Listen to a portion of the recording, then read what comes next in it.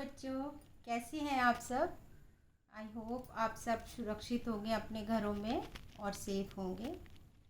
आज मैं सबको थैंक यू कहना चाहती हूँ, जो मेरे व्यूअर हैं, जो देख रहे हैं वीडियो और जिन्होंने लाइक करी है, सब्सक्राइब करी है, सबको दिल से शुक्रिया।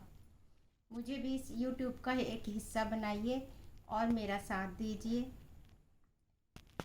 मैं आपके लिए अच्छी अच्छी वीडियो लेके आऊँगी, कहानियाँ लेके आऊँगी। बच्चों, आज मैं आपको ना एक बहुत छोटी सी कहानी से सुनाती हूँ और उसके बाद मैं आपको अपना क्राफ्ट बनाना सिखाऊंगी। आप फ्लावर बनाना सीखना। छुट्टियों में आपको भी हॉलीडेज़ होमवर्क मिला होगा, स्कूल में क्राफ्ट देते हैं ना, तो आज आपको मैं वो भी सिखाऊंगी। एक बहुत छोटी बचपन की कहानी सुनाती हूँ, जो कभी हमारे ताऊ जी ने सुनाई थी। बच्चों, एक बार एक धनी सेठ था, उसके पास बहुत पैसा था। एक बार एक चोर आया और उनके घर में चोरी करने। सेठ के पास एक था बैल और एक थी काऊ।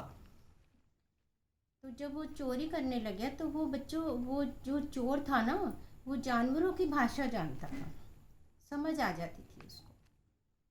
तो जब वो चोरी करने लगा, शोर मचने लगा कि चोर चोर करके, वो जाके गाय और बैल के जो तबेला सा होता है उसमें जाके वो छुप गया। अब वहाँ छुप गया, पूरी रात वहाँ बैठा रहा। तो काऊ और जो बैल थे ना, आपस में बात कर रहे थे। काऊ कहने लगी बैल को कि मेरा तो कर्जा पूरा हो गया पिछले जन्म का। मैंने इसका सेठ का ना कर्जा देना था पिछले जन्म का। अब मैं सुबह का दूध दे के और बस फिर मेरे ख़त्म हो जाऊंगी। बस वो एक कर्जा मेरे सर रह रहा है। तो बैल बोला, मेरे भी सिर्फ 500 रुपये का कर्जा रह रहा है।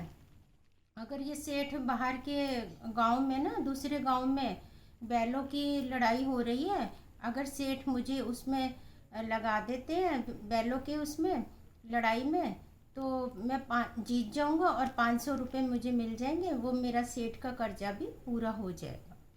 ऐसी उसने चोर ने बातें सुनी। आया तो वो चोर था चोरी करने। बच्चों, ये हमारे जन्म के कर्जे चलते रहते। कोई हमें मिलता है इंसान जो हमारी बहुत ध्यान रखता है, बहुत कदर करता है। कोई होता है जो सिर्फ दुख ही देता है और इस जीवन में। तो ये सब हमारे आगे पीछे के जन्म के सब हमारे एक दूसरे से लेन देन चलता है। तो अगले दिन वो तो चोरी करने आया था, मगर उसने फिर चोरी नहीं करी। उसने कहा कि मैं अगर चोरी कर लेता हूँ सेठ के घर में, तो मुझे भी कर्जा देना पड़ेगा अगले जन्म में। पता नहीं मैं क्या जानवर बनूंगा, क्या बनूंगा, जो मुझे इस सेठ का कर्जा देना पड़ेगा। अगले दिन सुबह हुई तो सेठ उठे, तो जाके वो सेठ के पैरों में गिर गया। कहने लगा, सेठ जी मुझे माफ़ कर दो। उसने कहा, आप कौन हो। कहने लगा कि मैं एक चोर हूँ और मैं आपके घर में चोरी करने आया था। तो उन्होंने कहा, फिर चोरी क्यों नहीं करी। कहता कि मुझे ना जानवरों की भाषा आती है, और तो मैंने आप सुबह उसने देखा चोर ने कि काऊ ने जैसे ही दूध दिया और वो ख़त्म हो गई। अब तो उसको पक्का विश्वास हो गया कि इनकी बातें सच हैं, जो मैंने बैल की और काऊ की बात सुनी।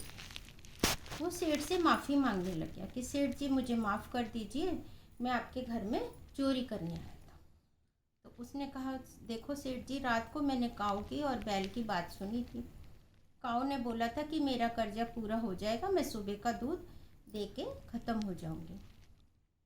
तो आप बैल को मेरे कहने से गांव के दूसरे शहर में, जहाँ पे गांव में बैलों की लड़ाई हो रही है, आप मेरे कहने से अपने बैल को वहाँ पे लड़ाई में लगवाइए, ताकि उसका भी कर्जा पूरा हो जाए। बैल ऐसे बोल रहा था कि मेरा भी कर्जा रह गया।